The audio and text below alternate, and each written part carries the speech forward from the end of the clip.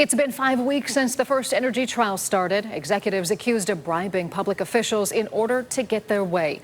Next week, the defense is set to call Senator Jon Husted to the stand. Our Columbus Bureau reporter Morgan Trow has been breaking details on this story for years now, and tonight she is asking why Senator Husted may not be able to testify in Ohio but can campaign here. It's a story you'll see only on News 5. The state has laid out its case accusing former First Energy executives of being involved in a multi-million-dollar bribery scheme to pass House Bill 6, providing the energy company with $1 billion bailout and raising utility bills. For years, we've examined the close ties between First Energy and major political players, including with U.S. Senator Jon Husted. Company executives say that Husted worked with them to pass HB 6 after they helped fund his campaign for lieutenant governor.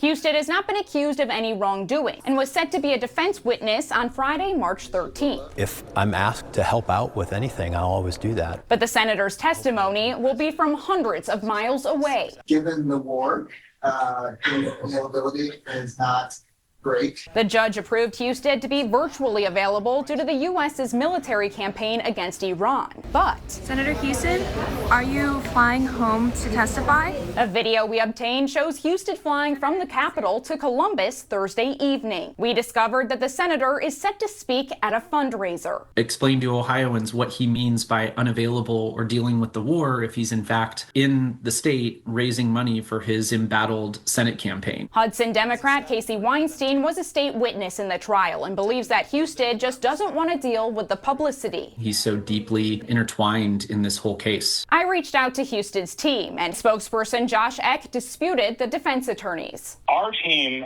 never said that the senator needed to stay in Washington to monitor the war. Eck explained that Husted offered many dates in person, but none worked for the changing trial schedule. Nonpartisan business law professor Eric Chafee explains that he understands why the senator could be reluctant to testify in person. When you're trying to get elected, being associated with what's one of, if not the largest bribery scandal in the history of the state is something that's really kind of a bad look. Is a GOP fundraising dinner more important than testifying in person?